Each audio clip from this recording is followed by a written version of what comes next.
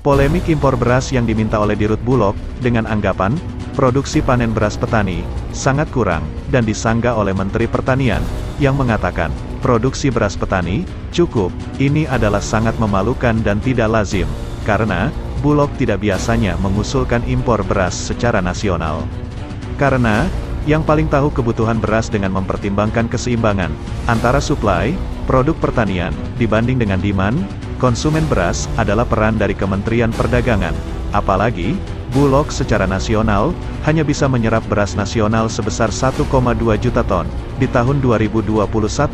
Jumlah ini relatif sangat kecil bila dibandingkan dengan serapan produksi beras nasional secara total, yang jumlahnya mencapai 31,33 juta ton, total serapan nasional.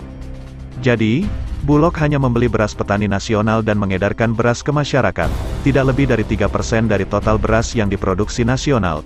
Jadi, serapan terbesar adalah dari swasta, sehingga, Dirut Bulog tidak pantas memberikan usulan impor dan informasi kepada pemerintah, yang akhirnya, menjadi salah informasi juga kepada publik.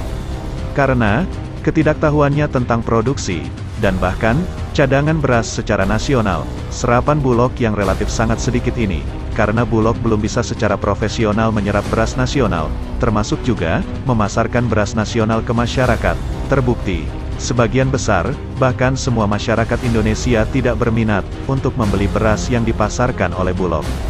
Ditambah lagi, Dirut Bulog juga meminta impor 500.000 ton beras, dengan anggaran sebesar, 4,4 triliun rupiah, dan mengatakan, mereka rugi besar, karena, harus menjual beras impor dengan harga Rp8.300 per kilogram, sedangkan, harga belinya Rp8.800 per kilogram, dari Vietnam.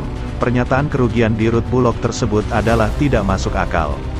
Karena, harga beras di Vietnam yang sebenarnya hanya berkisar, paling murah Rp5.800 dong, atau setara Rp3.800, dan paling mahal Rp12.000 dong, atau setara Rp7.900, dan bila pengiriman, ditambah ongkos angkut, plus keuntungan 15%, maka, harga beras Vietnam sampai di Indonesia, hanya ditambah 25%.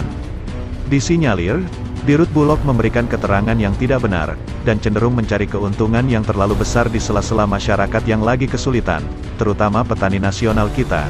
Tentu ini sangat memberatkan masyarakat dan petani. Saya juga sangat prihatin dengan pernyataan Menteri Pertanian, yang bisa memaklumi harga beras tinggi di Indonesia, tanpa menganalisa penyebabnya, dan bahkan, menyarankan masyarakat mengkonsumsi sagu, sebagai pengganti beras. Padahal, Menteri Pertanian seharusnya malah mendorong peningkatan produksi beras nasional, untuk bisa bersaing dengan negara lain. Misalnya Vietnam, di mana Indonesia mempunyai lahan pertanian sebesar 70 juta hektar, dengan lahan panen padinya sebesar 10,41 juta hektar, tetapi, hanya menghasilkan beras nasional sekitar 31 juta ton per tahun, sedangkan, Vietnam yang hanya mempunyai lahan pertanian sebesar 7,2 juta hektar, menghasilkan produksi beras 44 juta ton per tahun. Dan Vietnam, bahkan bisa menjadi negara pengekspor beras nomor 2 terbesar dunia di tahun 2020. Tetapi, Indonesia tidak masuk dalam negara pengekspor beras terbesar di dunia, sampai dengan peringkat 10 besar dunia. Harusnya, Menteri Pertanian berusaha untuk mendengar keluhan petani, mulai dari sektor pengairan yang kesulitan air, walaupun di pinggir sungai atau waduk yang baru dibangun, kesulitan pupuk, baik subsidi maupun non-subsidi, dengan harga sangat mahal. Padahal, bahan baku untuk pupuk sangat berlimpah di Indonesia, kesulitan benih subsidi bahkan dihapus, dan harga mahal, kesulitan BBM subsidi, asuransi, hama tikus, wereng, dan lain-lain. Kesulitan mendapatkan kredit usaha, KUR, serta pemasaran produk petani sangat kurang mendapat dukungan dari Kementerian Pertanian.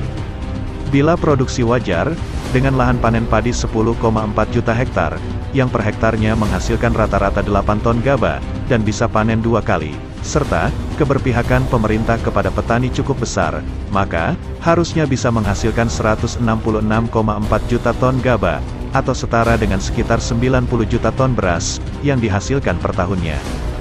Sehingga, dengan kebutuhan masyarakat Indonesia setahun, yang hanya berkisar 20-30 juta ton, masih akan tersisa 60 juta ton beras, yang bisa kita ekspor ke negara lain, seperti yang diinginkan oleh Presiden Jokowi, tidak perlu lagi impor beras dari luar negeri, dan tentu, harga beras kita pun akan menjadi semakin murah, bila komponen biaya yang saat ini besar, ditanggung oleh para petani, bisa diselesaikan oleh Kementerian Pertanian. Sehingga, beras di Indonesia tidak masuk dalam harga yang tertinggi di Asia Tenggara, yang saat ini, dari 10 tahun terakhir, beras di Indonesia adalah yang termahal di Asia Tenggara, menurut data World Bank.